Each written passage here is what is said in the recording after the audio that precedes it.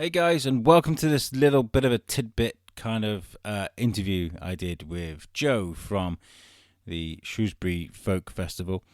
It's happening at the showground on the 23rd, 24th, 25th and 26th of this month. And, you know, it was a short little interview. We had a walk around the Shropshire Showground. The audio isn't fantastic, but it was good for where we were. We were right in the middle of a field. The wind was blowing. I'm quite proud of my little Tascam for that little bit of audio we did. I've got to explain actually, this episode is just after a night shift. I'd done a lot of podcast work that week and I was a bit exhausted. And you know what? You can hear me almost kind of die at the end of the interview. I kind of just run out of steam. But I'm an honest podcaster and this is an honest show, so I'm going to share it with you. Also because it wouldn't be fair not to share this really with it happening this week. Make sure you check out the Shropshire Folk Festival. It sounds like a really great event. I won't be able to go, I'm afraid. But there are tickets available, I believe. So make sure you check out the website and buy some tickets. If there's some day tickets available, and if you do go, make sure you send us some pictures to show that you enjoyed it. And thanks again to Joe for doing this interview with me.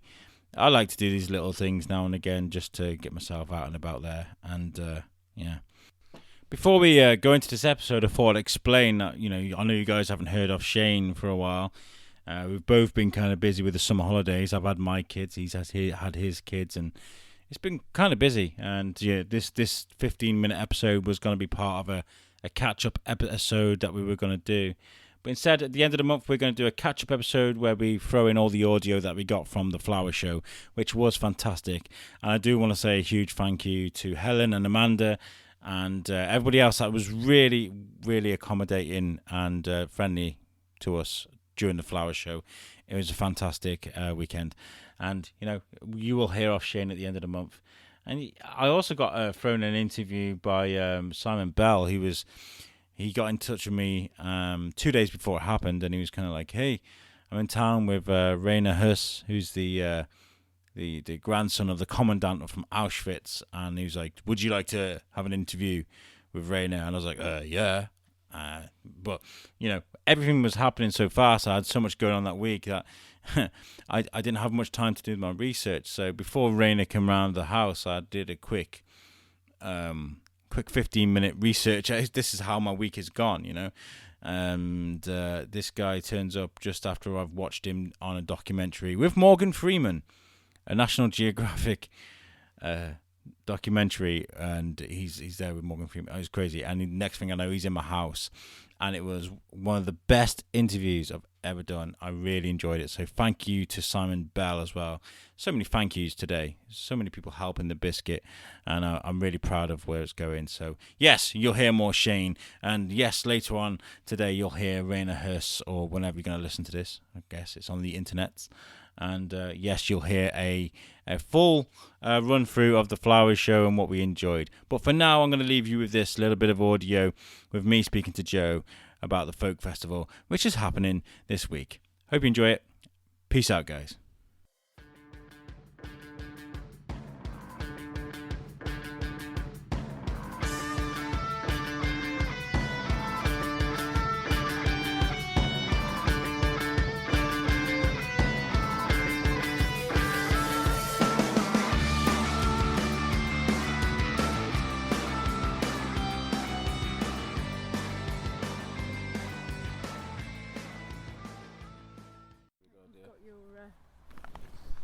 You've got your walking shoes on.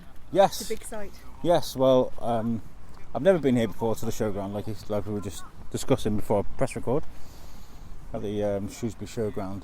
And you're saying like people don't understand what's on their doorstep in Shrewsbury, in essence, No, I mean the festival is an enormous production, and I really don't think people understand what is really on their doorstep. For those who've not been, we have 3 huge music marquees, a dance tent, an open air village stage, a craft fair, great food, great beer, workshops, events going on in town, dancing in the street, parades, pub sessions. It's just absolutely vast. On top of that, we've got a children's festival, a youth festival, which are just festivals within themselves, really.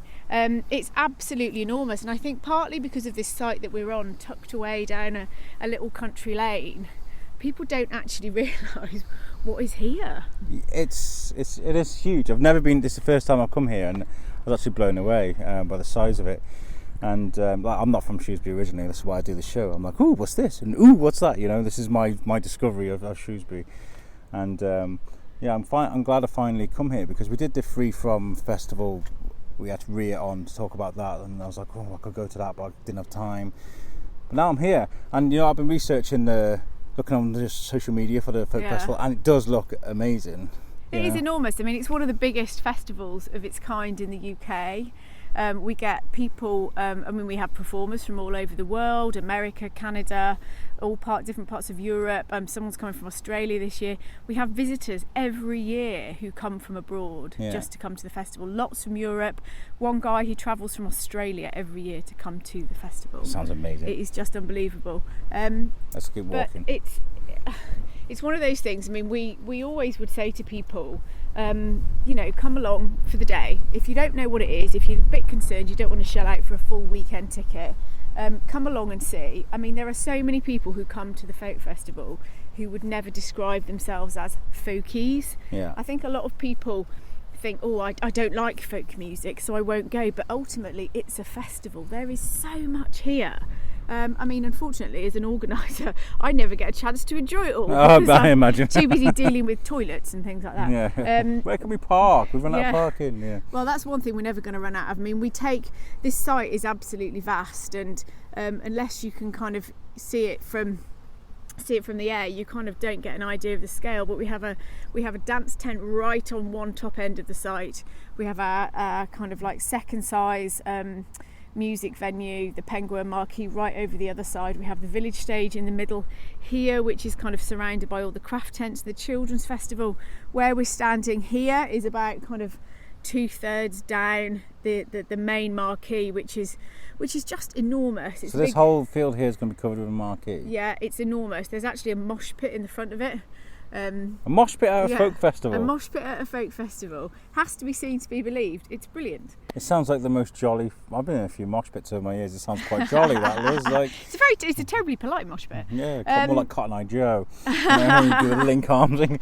It is just the one thing that everybody says about Shrewsbury is the atmosphere that it creates, and I think it is almost, because this site for us is just brilliant. It's here, it's standalone, so picturesque, tucked away down a little lane, and I think we almost kind of create this little village. I bet it's unrecognisable when it's all up, And the best thing about it is when we leave, we kind of leave no trace. You can come down here a few days after the festival, and there's no, Glastonbury with rubbish and tents and everything strewn everywhere. Everybody's very politely packed everything up, taken it home, and it was like we were never here. So you say people coming all over the world to perform and stuff like that. How early did they start getting here? Did they start preparing and things like that? Because I guess. Well, we're already looking at our lineup for next year already, and already have been before this year's festival. But we have people who fly in exclusively for the festival. Because it's so important for us to kind of present a really diverse lineup. And I think that's one of the things that a lot of people don't realise, because they might not know some of the names that are familiar, and they might think, it's a folk festival, so it's all going to be, banjos and finger in your ear, and it's about as far removed from that as it could be. We've got so many music venues and so much going on at any one time. There's all sorts you could be doing. So there's everything from kind of traditional folk to kind of contemporary folk, Americana, roots, acoustic, singer-songwriter. And if that's kind of not your bag, there's all sorts of other stuff like workshops, music sessions. The kids and the youth festivals are just unbelievable. I imagine. The envy of many an adult. Yeah. And you had an era a while ago where folk-ish kind of music went into mainstream, with like Mumford & Sons and Bastille and kind of bands that came through that were kind of almost country and western style folk sounding. And I love that kind of music. It's kind of one of those. I think it seems to me like from what I've seen on social media, that it's just like a really good place to just come sit with the family and vibe and enjoy the surroundings. I mean, people who are true folk aficionados would tell you that folk has never gone away. It's always been a movement that is there. And the one thing about the folk world and the people that it attracts is that they are the nicest, loveliest, most relaxed people you would come across. And the atmosphere that and this is obviously not something that we create, because you can't we create it. You can't buy atmosphere. No, exactly. But the one thing that the infrastructure that we put together, the artists that we book, the event that we put on, and the people who come here create some magic every August bank holiday weekend. And I can't tell you how that happens. It just does. Magic. And the amount of people who come and just say, "Oh God, I didn't think I like folk music. I didn't think I'm not really into festivals." I mean, one of the beauties of this site is the fact that it's quite flat.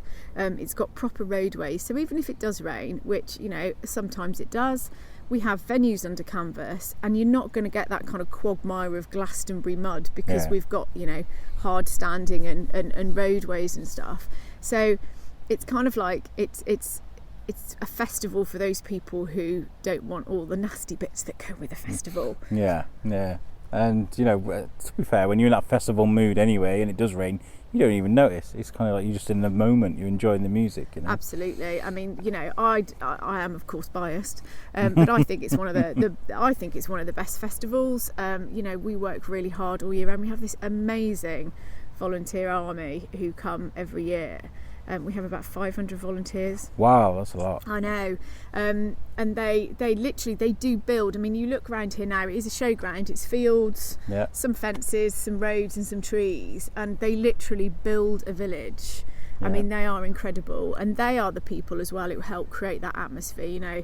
The smiley, happy people on the gate, the people who'll tell you where the nearest loo or the water tap is.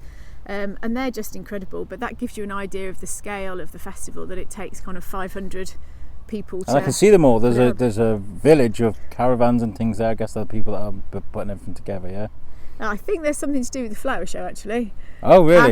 Our team move on next weekend. Oh, okay. And our marquees start going up about a week before, and then within a week of the festival, it's all gone again. I guess it's perfect as well. You're being this being held in a place like Shrewsbury. Like, it's such a festival feel town. There's so much going on that people are already geared up to come to something like this. I mean, we're really proud to be, here in Shrewsbury. The festival started in Bridgnorth in 97 and moved here in 2006 because it kind of outgrew the site that it was on. The first year it was held in the quarry, which was great for some events, but just not right for what we needed. And of course the best thing about this site is everybody can camp. So literally this is where your main marquee is.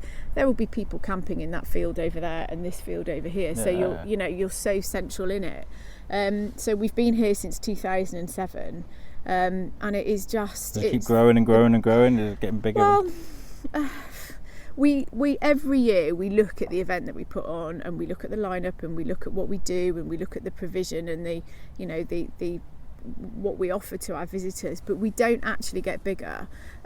It's really important to Sandra, the festival director, and her late husband Alan, who started the festival, that they create, trying to think of how to explain it, they create an event and a festival that they want to go to. We could have loads more people here, we could sell loads more tickets, but we think it would kind of lose its edge and the magic that it creates, because if you're kind of you're rubbing shoulders with somebody because there's not enough room to sit down, and there's too many tents cramped closely together, you kind of lose the feel of what we're trying to create, and what we're trying to create is the feel and friendliness of a small festival, but with the production values of what is essentially a world-class festival. I mean, there are musicians who want to come and play here because of the standard of the festival, the staging, the lighting, the sound.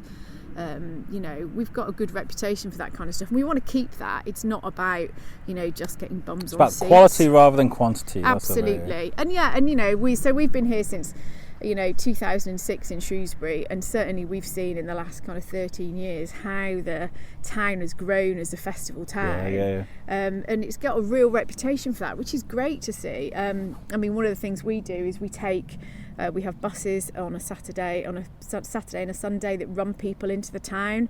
We could kind of keep them here and get them spending their money, but we want to share the love. That's brilliant. With Shrewsbury, I love that you do that. That's really good. So who have you got that you could mention that's coming? So even if people haven't heard of them, they can probably give them a quick Google or whatever. Absolutely. I mean, well, the best thing to do is for people to go to our website, shrewsburyfolkfestival.co.uk. You can follow us on Facebook and Twitter and Instagram. Everything is there, everything you need to know, every query you might have about the festival, who's playing when. If you want to find out more about Kate Rusby, for example, one of our headliners, just go on our lineup page and there's lots of information about her and links to videos and things. There's information about our children's festival, our youth festival, the food, the drink, the workshops, the music sessions. Whether you can bring your dog, yes you can. Is there cash back? No, but you can get cash back from the bar. All those 101 different kind of questions, and we're always happy to answer questions from anybody who might have them, because we recognise that it's not a cheap event. It's, as festivals go, it's reasonably priced. But if you're spending your hard-earned cash on a festival ticket, you want to be sure you're going to the right one.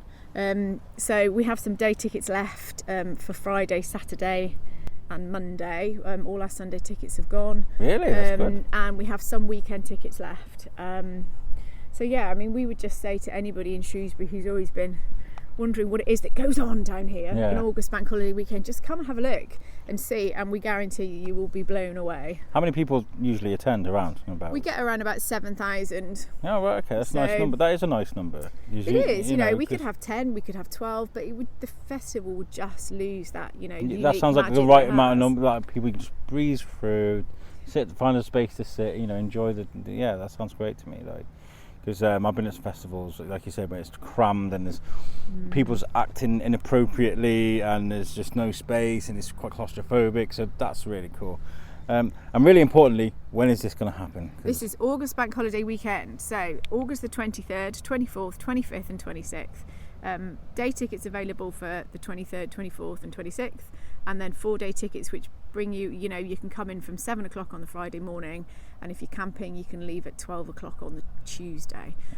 Music starts kind of tea time-ish on Friday, and the last act will finish on the main stage on Monday night about 6:30, and then we go and have the mother of all sessions in the bar to celebrate a job well done. That sounds absolutely awesome. I'm really excited for you. Well, I know this is like your first year doing it, but this is great. It sounds like a really good event. So guys, make sure you give it a Google and check out the website, Instagram, Facebook, and get your tickets. Is there anything else you'd like to add before we end this? No, I don't think so. I mean, we're just we love being part of Shrewsbury. We're really proud of what we offer people.